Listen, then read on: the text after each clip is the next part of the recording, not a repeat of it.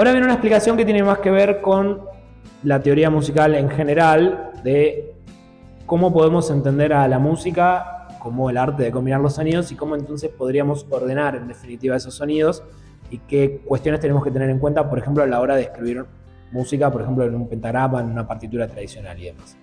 Podríamos entender que la música es el arte de combinar los sonidos.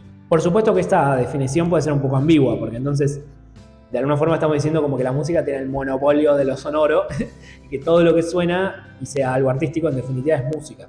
Y lo cierto es que, bueno, eso podría entrar en discusión porque podríamos pensar, bueno, que por ejemplo existe el arte sonoro como una categoría más grande, por ejemplo, donde se involucran más cuestiones, y quizás la música tiene ciertas reglas, como las que vamos a ver a continuación, que a veces, entre comillas, no se respetan en ciertas expresiones artísticas, o mismo se rompen, digamos, a veces a propósito, a veces simplemente por cuestiones del soporte y demás, en otro tipo de expresiones artísticas. Ahí podríamos entrar en un debate de si es música, si no es música, si es música experimental, bueno, cuáles son los límites. Pero para no irnos demasiado en un debate filosófico quizás de qué es la música, podríamos entender que la música es el arte de combinar los sonidos. Si la música es el arte de combinar los sonidos, por lo menos tenemos 4 parámetros.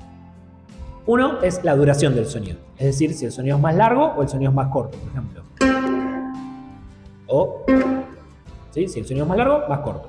Para eso vamos a usar algo que se llaman figuras musicales, para medir la duración de cada uno de esos sonidos.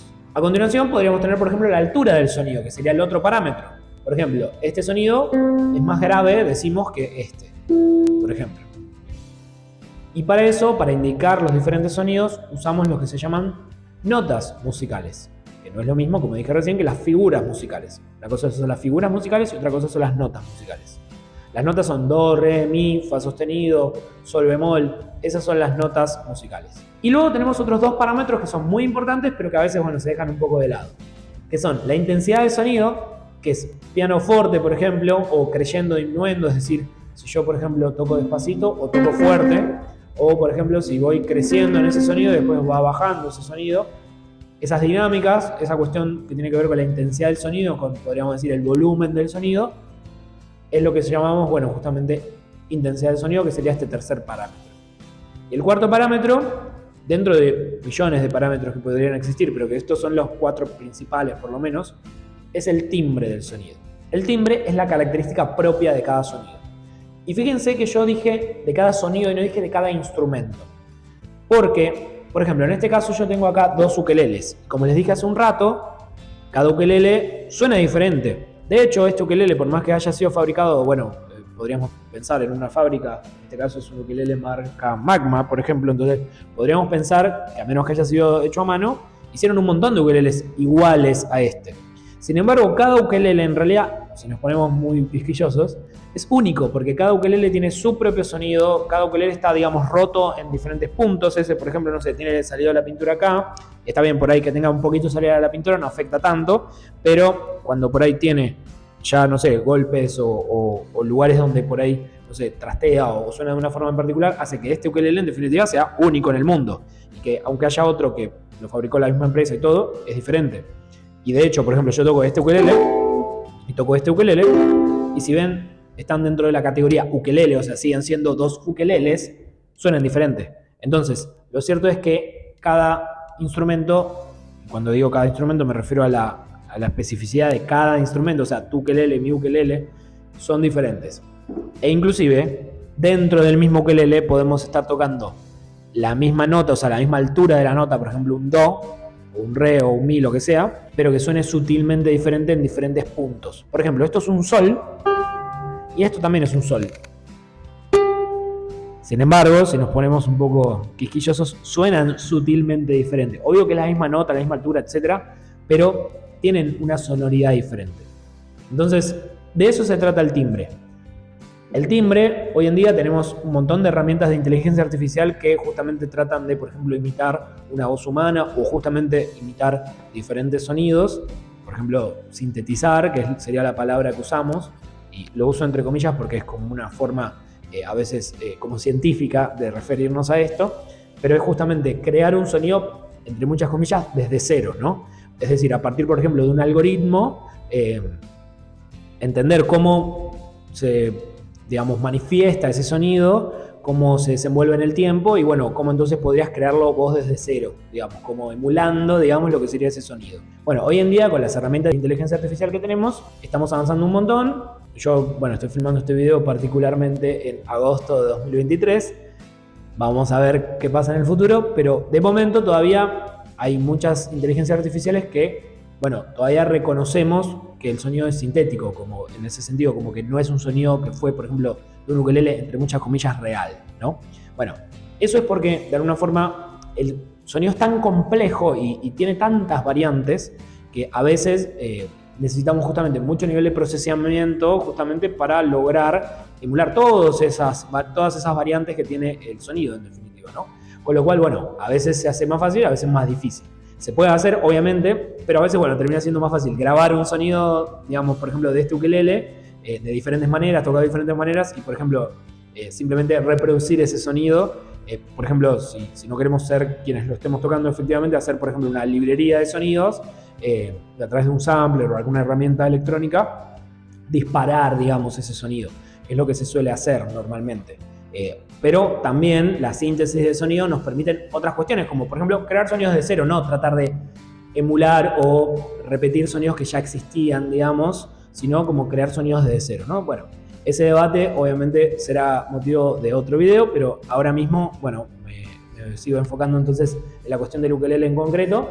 A lo que voy con esto es que el timbre es la característica propia entonces de cada sonido. De todos estos parámetros, ahora nos vamos a concentrar en uno en particular, que son las figuras musicales. Las figuras musicales son justamente la herramienta que tenemos para indicar la duración de un sonido. Antes que nada, hay un concepto que es el del pulso, que más allá de la definición, que podríamos decir es una sucesión constante de pulsaciones que se repiten dividiendo el tiempo en partes iguales, esa sería una definición posible. Se los voy a explicar un poco más en criollo. Básicamente, de lo que se trata esto es de que cuando, por ejemplo, bailamos o tocamos, sentimos como si fuese un latido del corazón de eso que está pasando, ¿no? Entonces yo, por ejemplo, esto que es constante justamente, que obviamente yo no soy un robot, puede ser que esté fluctuando un poquito, pero en principio se mantiene constante, ¿sí? Entonces, tan, tan, tan, tan, tan, tan, tan, tan, tan, tan, tan, ¿sí? Yo puedo cantar, puedo tocar, puedo hacer cualquier cosa, mientras marco, bueno, un pulso, ¿sí? Que tiene que ver con esta cuestión que vamos a ver ahora. A su vez, yo puedo estar haciendo una rítmica mientras yo arriba de esto marco un pulso, ¿sí? Que es lo que nos permite justamente tocar con otras personas, ¿no? El hecho de que sigamos, ¿sí? Una misma velocidad también tiene que ver con esto, o sea, porque el tempo vendría a ser la velocidad con la que marcamos ese pulso, ¿sí? Entonces, y ahí aprovecho a explicarles algunos conceptos. Yo puedo entonces escribir, utilizando estas diferentes figuras, diferentes ritmos, justamente. Y paso a explicar ahora entonces cómo se lee esto. La mayoría de nuestra música está en algo que se llama 4/4. Que algo esté en 4/4, más adelante voy a explicar bien esto de los compases y demás, pero así a grosso modo les comento. Esto de los 4/4 quiere decir que básicamente tenemos 4 negras por compás. Bien, quizás les maría un poquito, ahora vuelvo para atrás en la explicación y les digo de qué se trata todo esto. La negra normalmente suele ser nuestra unidad de pulso. ¿Por qué? Porque normalmente nuestra música está en 4/4, que es esto que les decía antes. ¿Qué significa esto? Que en 4/4 tenemos un acento cada 4 y esto que estoy marcando con este chasquido, que va a ser justamente la forma que voy a tener de guiarnos en esto, en definitiva, que estamos haciendo, que es decir, bueno, a ver, 1, 2, 3, 4, ¿sí? Esto que estoy marcando acá son negras, ¿sí? Entonces, 4/4 significa 4 negras por compás. El número 4 es la cantidad, el número de arriba es el 4 de la cantidad, que es el numerador, y el denominador en este caso significa negra. Ahora explico por qué 4 significa negra, esa es otra cosa. Aparte de eso, justo ahora es casualidad que dice 4/4, o sea, que diga 4 de los dos es casualidad, ¿sí? Se dio así, digamos. Pero, vuelvo a insistir, tiene que ver con otras cuestiones. Son dos explicaciones diferentes de por qué un 4 es una cosa y otro 4 es otra, ¿sí? Entonces, vamos a ver esta tablita. Lo importante para entender esto es que cada una de estas figuras tiene un valor relativo, no absoluto. No es que, por ejemplo, una negra dura un segundo, por ejemplo, sino que justamente dependiendo de la velocidad que estemos tocando, o sea, del tempo y demás, bueno, justamente esto va a tener una duración diferente. Pero lo que nunca va a cambiar es la proporción. O sea, básicamente, nuestra figura más grande en la actualidad, y digo en la actualidad porque había otras figuras que justamente cayeron en desuso, nuestra figura más grande en este momento es la redonda. Entonces, dos blancas ocupan lo mismo que una redonda. 4 negras ocupan lo mismo que una redonda. Y así sucesivamente, o sea, siempre se va dividiendo en definitiva por la mitad. La mitad de la mitad de la mitad, en definitiva, ¿no? Entonces, de acá viene porque el número 4 representa a las negras. O sea, en otras palabras podrían haber dicho 4 y el dibujito de la negra abajo. Pero en vez de hacer eso, eligieron ponerle números a cada figura. Entonces, el 1 representa la redonda, el 2 representa la blanca, el 4 la negra, el 8 la corchea, el 16 la semicorchea y así sucesivamente. Eso es la indicación de compás.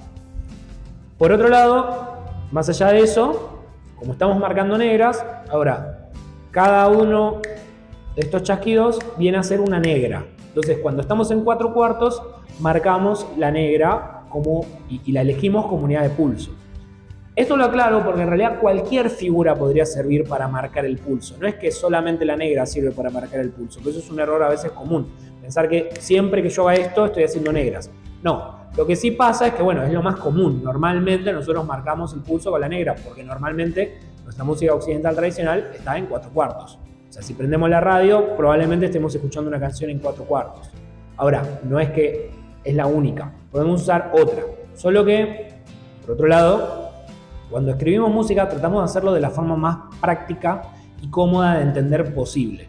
Con lo cual, si la mayoría de los músicos está acostumbrado a leer en 4/4 y estamos haciendo algo que tiene un acento cada 4, bueno, lo más recomendable sería escribirlo en 4/4, no escribirlo en un compás más complejo para hacerle como la vida más difícil. Al contrario, la idea es simplificarlo para que se entienda mejor y, bueno, poder ser más prácticos también en la lectura y demás. Bien, entonces, esa fue toda la explicación de la parte de cómo se lee esta cuestión de los 4/4 y demás.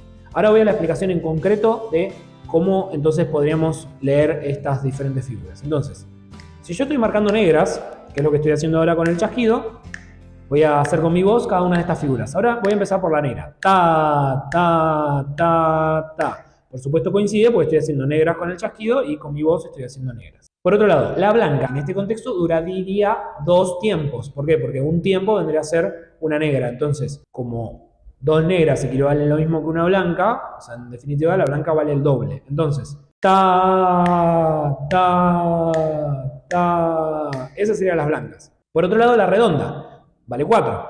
Ta, ta. Y a su vez la corchea vale medio. Y acá una aclaración. La corchea es cada una de las corcheas, justamente, cada una de ellas por separado, ¿sí? Normalmente la ponemos de a 2, justamente por una cuestión de que solemos agruparlas de a 2, ¿sí? Pero no tiene nada que ver, o sea, para que no se confundan, cada corchea es cada uno de estos dibujitos, digamos. Cuando aparecen así juntitos, quiere decir que justamente son 2 corcheas. Entonces, ahora lo que voy a hacer son 2 corcheas. ¿Por qué? Porque en realidad marcar una corchea, bueno, me estaría, digamos, faltando tiempo. Entonces, y es más como difícil de explicarlo. Es más fácil explicarlo justamente agrupados de a 2. Entonces, ta, ta, ta, ta, ta, ta, ta, ta. Ahí estoy haciendo entonces 2 corcheas que valen medio tiempo cada una. ¿Sí? Un medio de tiempo cada una.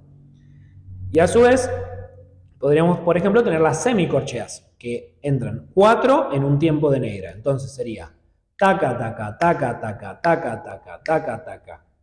Entonces, vuelvo a hacerlo. Negra, ta, ta, ta, ta, corchea. O sea, 2 corcheas. Ta, ta, ta, ta, ta, ta, ta, ta. Semicorcheas, voy a hacer 4 semicorcheas. Taca, taca, taca, taca, taca, taca, taca, taca. Y a su vez podemos tener valores, como les decía, más largos, más grandes. La blanca, ta, ta. La redonda, ta. Y así tenemos todas las figuras musicales. Esto que acabo de explicar de forma teórica es más fácil de entender cuando lo vemos de forma práctica. Entonces yo tendría, por ejemplo, un pulso, que podrían ser, por ejemplo, todas negras. Si, por ejemplo, estamos en 4/4, entonces tenemos 1, 2, 3, 4 negras, rayita. 1, 2, 3, 4 negras, rayita. 1, 2, 3, 4 negras, rayita. ¿Sí? Y ahí terminaría. Porque justamente cada 4 negras tenemos que terminar el compás. Y en la parte de arriba puedo tener un ritmo, por ejemplo. En este caso voy a marcar el pulso y es ta, ta, ta, ta, ta, ta, ta, ta, ta, ta, ta, ta, ta, ta, ta. Entonces, en definitiva, acá lo que estoy haciendo es, yo marco el pulso y cuando me toca, por ejemplo, las dos corcheas, en un mismo tiempo hago ta, ta. Y cuando me toca, por ejemplo, la blanca, hago ta. Y cuando me toca la negra, es ta. Y sigo a lo que continúa a continuación, vale la redundancia. ¿Sí? Entonces, lo hago una vez más de ejemplo. Ta, ta, ta, ta, ta, ta, ta, ta. Ta, ta, ta, ta, ta, ta, ta. Cuando un ritmo se repite constantemente en una canción, podríamos hablar de algo que se llama patrón rítmico. Que eso a continuación nos va a servir para entender los rasgueos. Por otro lado, nosotros podemos unir diferentes figuras. Por ejemplo, si unimos una blanca con una negra, tenemos lo que se llama blanca con puntillo. O bueno, justamente sería una ligadura. Blanca más negra. Si justamente lo ligamos por la inmediatamente anterior, o sea, la anterior a la blanca sería la negra, o sea, la que dura la mitad de su valor, quiero decir, ¿no? Si hacemos eso, podemos evitar dibujar todo esto que se llama ligadura, que es como esto que nos queda como una carita feliz, ¿no? Como esta línea de acá, ¿sí? Y simplemente le ponemos un puntillo, un puntito al lado. Eso quiere decir que vale esa figura y media, o sea, por ejemplo, una blanca con puntillo es una blanca y media, o sea, una blanca más una negra. Una negra con puntillo es una negra más una corchea, o sea, una negra y media. Y una redonda, por ejemplo, con puntillo es una redonda más una blanca, es una redonda y media. Siempre es lo mismo, pero agregándole la mitad de su valor. ¿Para qué se inventó el puntillo? Básicamente para ahorrar tinta. Simplemente porque, bueno, era como más cómodo justamente poder a veces... como es muy común, digamos, ligar a la mitad de su valor, bueno, se puso el puntillo sobre todo en una época donde todo esto se hacía a mano. Hoy en día lo haríamos con una computadora, probablemente no hay problema. Nos da más o menos lo mismo. No tardamos mucho más o menos tiempo. Pero en este caso, bueno, es como una forma de ahorrar tinta y también, bueno, de que visualmente sea más cómodo de leer en muchos casos. Entonces, cuando queramos ligar a cualquier otra figura, por ejemplo, si quiero ligar una blanca a una corchea, bueno, pongo blanca más corchea, que sería eso de la ligadura. Ahora, si justo quiero ligarla a la mitad de su valor, simplemente puedo poner, por ejemplo, blanca con puntillo, en vez de poner blanca ligada a negra. A su vez, cada una de estas figuras tiene un silencio, o sea, tiene un dibujito para su respectivo silencio, que obviamente va a durar lo mismo que esa figura, pero guardando silencio, como si fuera que se detiene toda la música en ese tiempo, digamos, ¿no? En ese silencio. Y, como les decía antes, tenemos diferentes indicaciones de compás. O sea, la redonda sería lo mismo que el 1, porque es la figura más grande que tenemos en este momento, porque ya no usamos la longa, ya no usamos la cuadrada, entonces la redonda sería la figura más grande. Después tendríamos, por ejemplo, la blanca, que se representa con el número 2, entonces, por ejemplo, un compás de 4 medios, por ejemplo, quiere decir 4 blancas por compás, por ejemplo. Después, la negra sería el 4, la corchea el 8, la semicorchea el 16, la fusa el 32, la semifusa el 64, etc. Y así tenemos las diferentes indicaciones de compás. Entonces, el numerador representa el número de tiempos o pulsos que tendrá el compás, y el denominador representa la unidad de pulso, que es la figura que llenará un tiempo del compás. O sea, 2 cuartos, por ejemplo, significa 2 negras por compás. Y en una partitura, o en una escritura inclusive, bueno, más informal, digamos, solemos poner una línea vertical cuando termina el compás. Entonces, acá paso a ilustrarlo. Tenemos, por ejemplo, dice 4 cuartos, quiere decir que tenemos 4 negras por compás. Entonces tenemos silencio de negra, negra, negra y silencio de negra, rayita. ¿Por qué? Porque tenemos justamente 4 negras en ese compás. O sea, 1, 2, 3, 4. Por otro lado, en el compás siguiente tenemos negra con puntillo, o sea, una negra y media, y medio, que sería una corchea. Entonces, entre estas dos tenemos 2 negras. Después tenemos silencio de negra, o sea, hasta ahí 3 negras, y una negra más, 4 negras. Y ahí tenemos la rayita. En el ejemplo de abajo dice 2 cuartos. Entonces tenemos, por ejemplo, silencio de corchea, corchea, corchea, silencio de corchea. Y después tenemos, bueno, hay una rayita, y a continuación, en el compás siguiente, tenemos corchea con puntillo y semicorchea. O sea, entre estas dos tengo lo mismo, digamos, que... bueno, el equivalente, digamos, a una negra. Y después un silencio de corchea y otra corchea, o sea que tengo lo mismo que una negra. Entonces, como estamos en 2/4, cada 2 negras cambia de compás. Hasta acá entonces hablamos de todo lo que tiene que ver con la duración del sonido. Con respecto a la altura del sonido, o sea, de cuánto es más agudo o más grave, o sea, qué, digamos, altura justamente del sonido le ponemos, utilizamos lo que se llaman las notas musicales y el pentagrama es la forma más formal, tradicional que tenemos de escribir esa altura en el pentagrama. Penta significa 5. En este caso tenemos 5 líneas y a su vez tenemos espacios y líneas, que además solemos tener espacios y líneas adicionales a esas 5. Por ejemplo, en este ejemplo tenemos Do, que está en lo que se llama primera línea adicional inferior, o sea, como que se sale del pentagrama. Y aclaro una cosa, por si a veces esto genera duda, en el ukelele nosotros tenemos 4 cuerdas. Y acá en el pentagrama tenemos 5 líneas, pero no tiene nada que ver una cosa con la otra. A veces se confunden. A continuación después vamos a ver algo que se llama tablatura, que quizás explica un poco de esto mejor, pero no tiene nada que ver la cantidad de cuerdas que tiene el instrumento o la cantidad de teclas que tenga un instrumento o lo que sea con esta cuestión del pentagrama, ¿sí? El pentagrama es una forma de escribir notas, podríamos decir, de forma genérica. O sea, 5 líneas y cada una de las líneas representa una nota diferente. Lo mismo cada uno de los espacios y están en orden. Entonces tenemos do, re, mi, fa, sol, la, si, do, re, mi, etc. ¿Sí? Entonces, en general tenemos solamente 3 claves musicales. Digamos, hay otras que son como más experimentales, quizás a veces que se usan en otras músicas más no tan tradicionales, digamos, y obviamente se pueden crear sus propias claves, obviamente, ¿no? Como hacer cosas por fuera de esto que estoy explicando, pero en principio tenemos 3. La clave de sol, la clave de fa y la clave de do, y la más utilizada en el caso de la guitarra, el ukelele y demás, es la clave de sol. La clave de sol se llama clave de sol en segunda línea. Quiere decir que la segunda línea es un sol, con lo cual de ahí para arriba tenemos sol, la, si, do, re, mi, etc. Y de ahí para abajo tenemos sol, fa, mi, re, do, etc. Y por si no quedó claro antes, ¿qué es el sistema temperado de 12 notas?